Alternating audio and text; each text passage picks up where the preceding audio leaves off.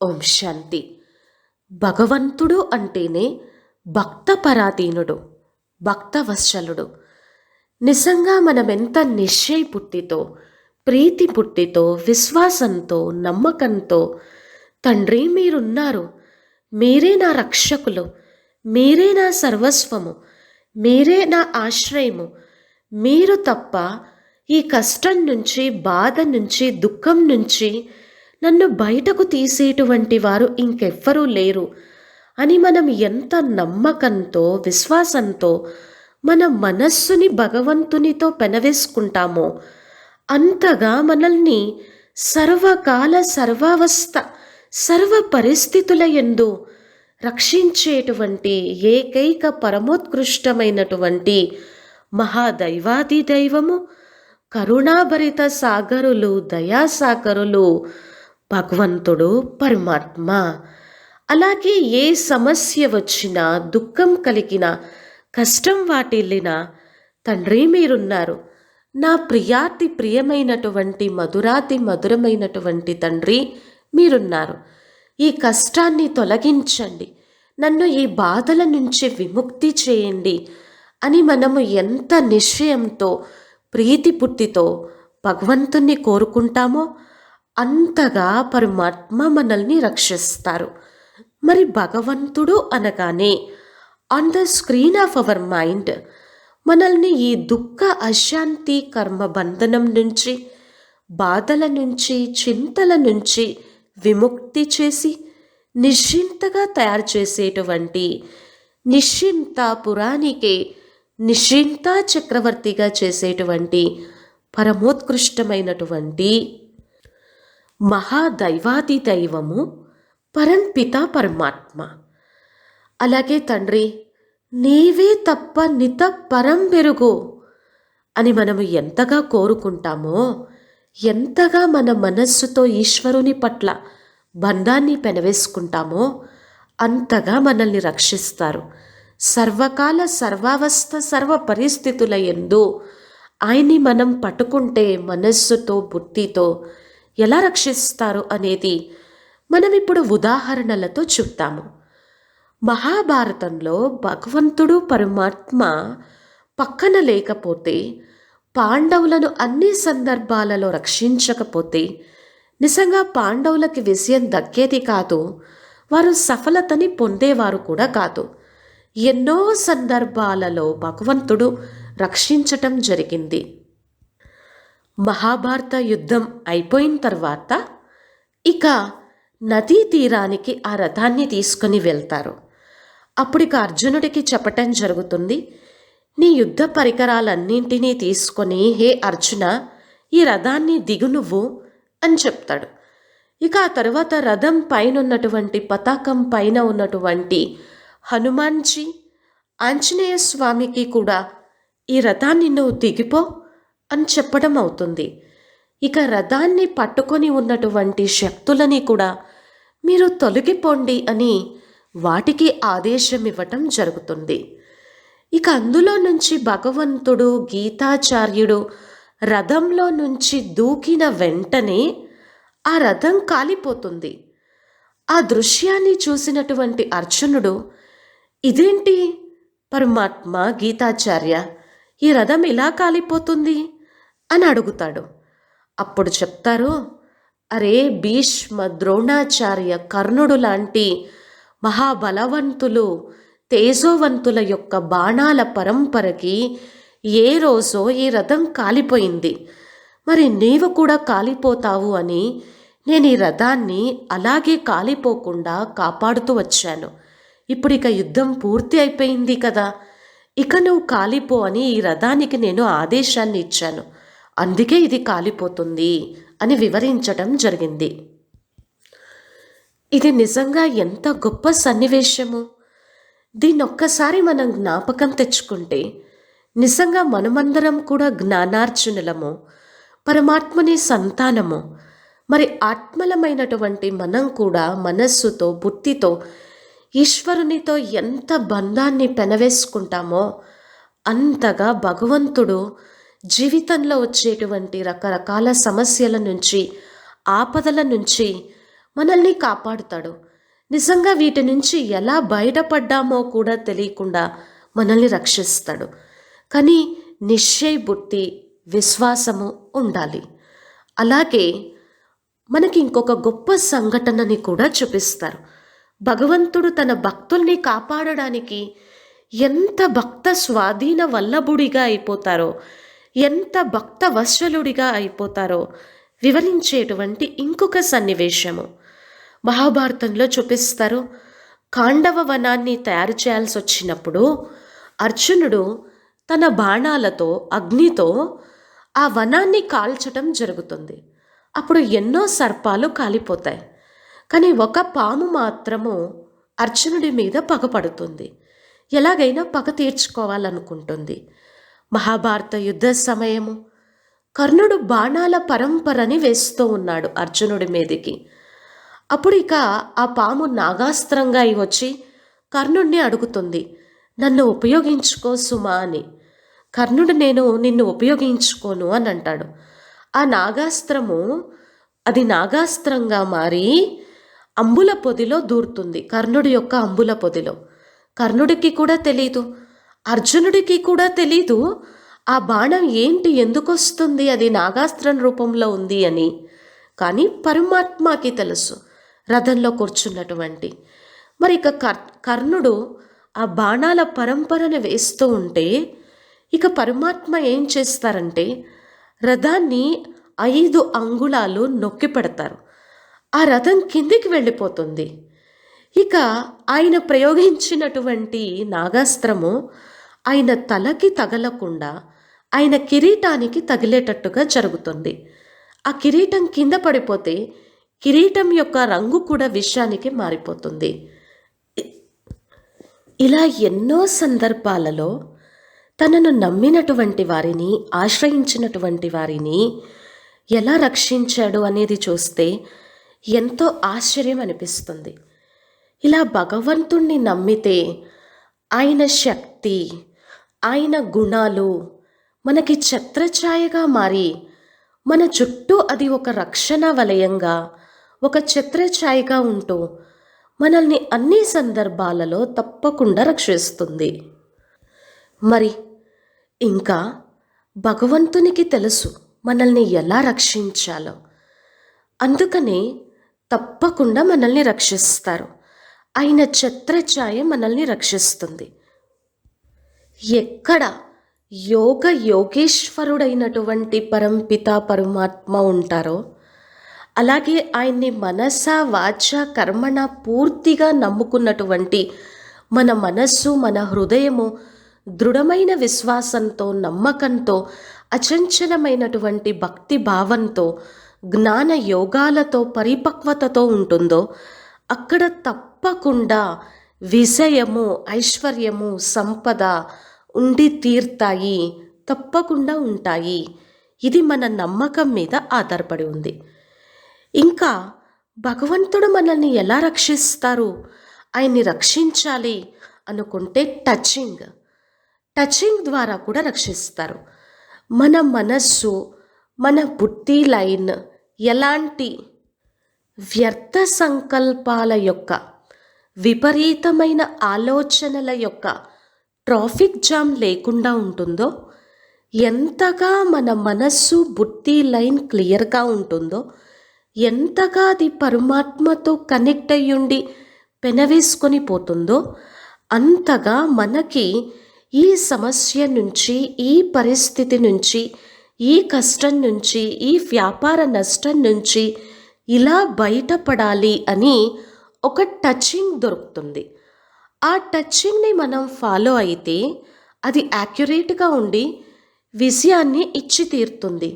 ముందు నుంచే మన మనస్సుకి తెలుస్తుంది, ఈ పని చేయకూడదు, ఈ పని చేయకూడదు, ఇది చేస్తే తప్పకుండా నేను ఓడిపోతాను, దుఃఖపోతాను, కష్టపడతాను.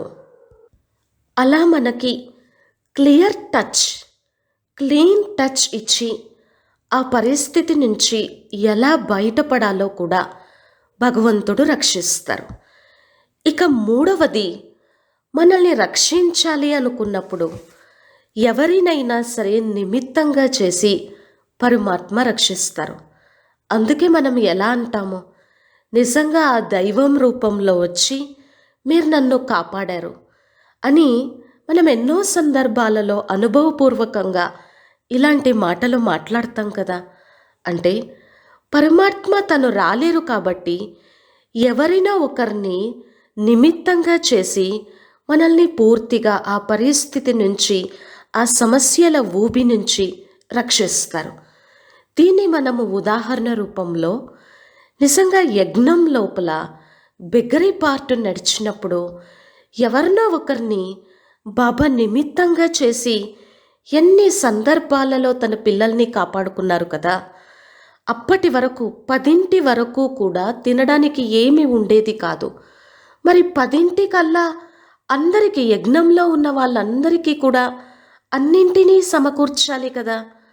మరి అప్పుడు వెళ్ళి ఎవరైనా సరే బ్రహ్మబాబాని అడిగితే బాబా ఎంత నిశ్చయంతో, విశ్వాసంతో ఏం చెప్పేవారు, ఇంకా 10 కాలేదు కదా, 10 అయిన తర్వాత రా అని చెప్పేవారు. నిజంగా 10కి మనీ ఆర్డర్ కానీ, పోస్ట్ కానీ, వస్తువులు కానీ, రేషన్ కానీ ఏదో ఒక రకంగా వచ్చి హెల్ప్ చేసేవి.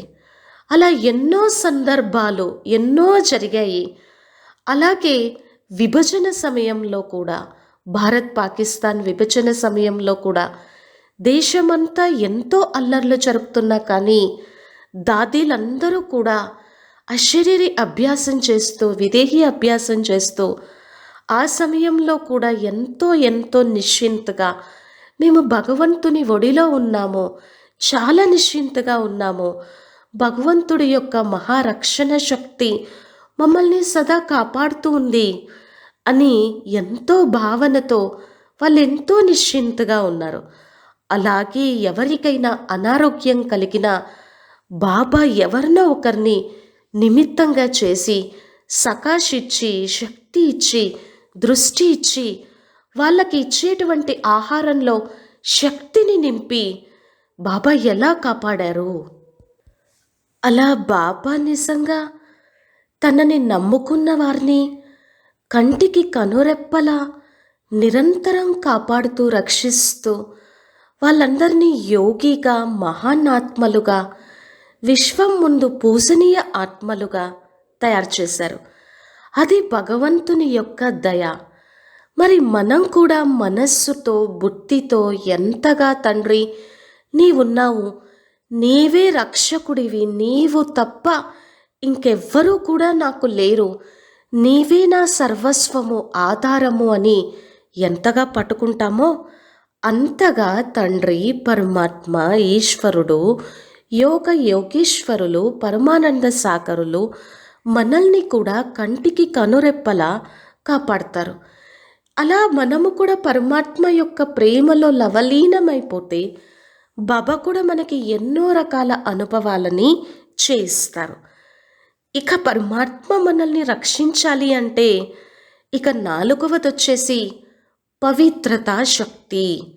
మన మనస్సు ఎంత పవిత్రంగా ఉంటుందో, శుద్ధంగా ఉంటుందో, స్వచ్ఛంగా ఉంటుందో, ఎంత ఇది నేనే చేశాను, ఇదంతా నా వల్లనే జరిగింది అని లేకుండా చేసి చేయించేటువంటి తండ్రి పరంపిత పరమాత్మ ఉన్నారు అని మనము ఎంత భావనతో ఉంటామో అంతగా ఆ పవిత్రతా శక్తి మనల్ని రక్షిస్తుంది.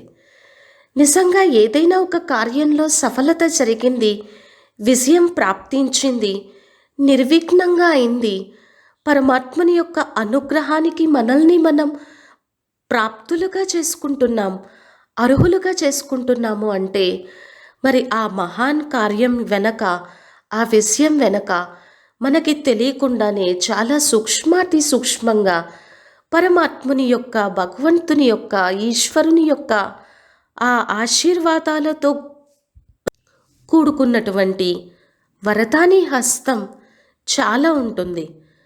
మరి ఈరోజు ఇలాంటి విపత్కర పరిస్థితులలో కూడా మనం ఎంతో ఆనందంగా జ్ఞానయోగాలతో ఉంటూ మన మనస్సు భగవంతున్నే పట్టుకొని ఉంది అంటే నిజంగా ఈ పవిత్రతా శక్తి మరియు ఆ పవిత్రతను, పవిత్ర బుద్ధిని, దివ్య బుద్ధిని ప్రసాదించేటువంటి భగవంతుడు మనల్ని ఎలా కాపాడుతూ ఉన్నారో, రక్షిస్తూ ఉన్నారో మనకి అర్థమవుతుంది. అయితే సమస్య వచ్చినప్పుడల్లా, దుఃఖం కలిగినప్పుడు దాని యొక్క ప్రభావంలోకి కూడా రాకుండా దాన్ని జయించటానికి మన మనస్సులో మనం పాజిటివ్ ఎఫర్మేషన్స్ క్రియేట్ చేసి, నేను విఘ్న వినాశక ఆత్మను, నేను విఘ్న వినాశక ఆత్మను, నేను మహాన్ ఆత్మను, నేను శ్రేష్ఠ ఆత్మను, నేను సర్వశక్తివాన్ ఆత్మను, నేను మాస్టర్ సర్వశక్తివాన్, నేను మాస్టర్ సర్వశక్తివాన్. ఈ విఘ్నాలన్నింటినీ వినాశనం చేసేటువంటి శక్తి నాలో ఉంది. ఆ జ్ఞానము, ఆ యోగము, ఆ సూక్ష్మ బుద్ధి, ఆ శక్తి, ఆ స్థితి, ఆ మానసికమైనటువంటి స్థితి నాలో ఉన్నాయి అని మనం ఎంతగా దీన్ని ప్రాక్టీస్ చేస్తామో అంతగా ఆ విఘ్నం నుంచి, ఆ పరిస్థితి నుంచి మనం బయటపడతాం. అలా ఎంతోమంది మహాభక్తులు, మహాజ్ఞానుల యొక్క జీవితాలను పరిశీలిస్తే ఎంతో కొండంత సమస్య కూడా, పెద్ద కష్టం కూడా చిన్న సమస్యగా ఎలా మారిపోయిందో, అది ఒక ఆవగింజలాగా అయిపోయి తర్వాత దూదిపింజలాగా ఎంత తేలికగా అయిపోయి వాళ్ళ సమస్య నుంచి, ఆపద నుంచి ఎలా బయటికి కాపాడబడ్డారో, రక్షించబడ్డారో ఎన్నో రకాల ఉదాహరణలున్నాయి. మరి అలా పరమాత్ముడు రక్షకుడు, పరమాత్ముడు దుఃఖహర్త, సుఖకర్త, ఆనంద సాగరులు. ఇక ఐదవది, సర్వ సంబంధాలతో మనము భగవంతుణ్ణి ఎంత ఆశ్రయిస్తామో, ఎంతగా ఆయనకి దగ్గరవుతామో అంతగా మనము రక్షించబడతాము. నీవే తల్లివి, నీవే తండ్రివి, నీవే టీచర్వి, నీవే సకుడివి, స్నేహితుడివి, నా సర్వస్వము అని ఎంతగా మన మనస్సు బాబాతో, భగవంతునితో కనెక్ట్ అవుతుందో అంతగా సర్వ సంబంధాల నుంచి ఆ పాలనని, ఆ అనుభూతిని, ఆ శక్తిని, ఆ క్వాలిటీస్ని, ఆ ప్రేమని మనలో మనం అనుభూతి చెందగలం. గుల్జార్ దాది ఎప్పుడూ కూడా ఈ మాట చెప్తూ ఉంటారు. ఈరోజు ఇంత శ్రేష్ఠ స్థితిలో ఉండడానికి కారణము మనకి ఒక టెక్నిక్ తెలియాలి. బాబా ఎప్పుడూ కూడా మనల్ని రక్షించడానికి మన కోసమే ఈ సమయాన ఉన్నారు. మరి బాబాని లేదా భగవంతుణ్ణి మనకి ఎలా ఉపయోగించుకోవాలో, ఎలా ఆయనతో కనెక్ట్ అవ్వాలో తెలియాలి. సో ఎప్పుడైతే మనకు ఆయనతో ఎలా కనెక్ట్ అవ్వాలో, ఎలా ఉపయోగించుకోవాలో, ప్రతిదీ కూడా ఎలాగ బాబాతో మాట్లాడాలో, షేర్ చేయాలో, సర్వ సంబంధాల రూపంలో ఎలా అనుభూతి చేసుకోవాలో వస్తే విజయం తథ్యము అని దాది గుల్జార్జీ ఎప్పుడూ చెప్తూ ఉంటారు.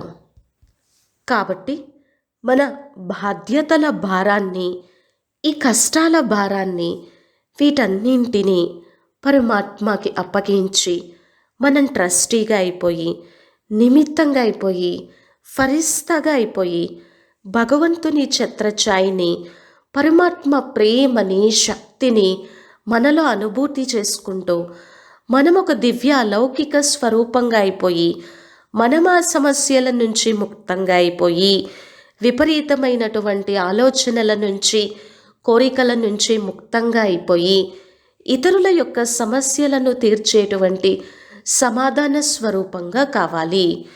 సో ఇలా సర్వ సంబంధాల రూపంతో కూడా మనం బాబాతో ప్రేమని అనుభూతి చేసుకుంటూ, భగవంతుని యొక్క పాలన తీసుకుంటూ ఆయన రక్షణ పొందగలము. ఇక ఆ తర్వాత ఆరవది యోగ శక్తి మరియు ప్రేమ శక్తి. యోగము అంటే కలయిక, సంబంధము, అనుభూతి. అందుకే ఎలా భక్తి మార్గంలో చెప్తారు అంటే, అన్యదా శరణం నాస్తి త్వమేవ శరణం మమ తస్మాత్ కారుణ్య భావేన రక్ష రక్షో మహేశ్వర. నీవు తప్ప నన్ను రక్షించేటువంటి ఏకైక దైవము, ఈ ఆపద నుంచి, కష్టం నుంచి, బాధ నుంచి బయటకు తీసి సుఖశాంతి ఆనంద అనుభూతి చేయించి నా మనస్సుని తేలికపరిచేటువంటి వారు మీరు తప్ప, నా మీద దయ చూపించి, నా మీద కరుణ చూపించి ఈ దుఃఖ అశాంతి బంధనం నుంచి బయటకు తీసేవారు మీరు తప్ప ఇంకెవ్వరూ లేరు అని ఇది చాలా గొప్ప భావనతో కూడినటువంటి మాటలు. సో ఎంతగా మనము యోగముతో ప్రేమతో లవలీనమైపోతామో అంతగా రక్షించబడతాము. ఈ ప్రేమ, భగవంతుని యొక్క ప్రేమలో ఎంతో నిస్వార్థత, ఎంతో మధురానుభూతి, ఎంతో తియ్యటి అనుభూతి, ఎంతో శక్తి దాగి ఉంటుంది. దేహదారులు ఇచ్చేటువంటి ప్రేమకి, పరమాత్మని యొక్క నిస్వార్థమైనటువంటి ప్రేమకి ఎంతో తేడా ఉంటుంది. మరి ఎంతగా మనం పరమాత్మ ప్రేమలో లవలీనమవుతామో, ఆ ప్రేమను అనుభూతి చేసుకుంటామో, యోగంతో కనెక్ట్ అవుతామో అంతగా మనము రక్షించబడతాము.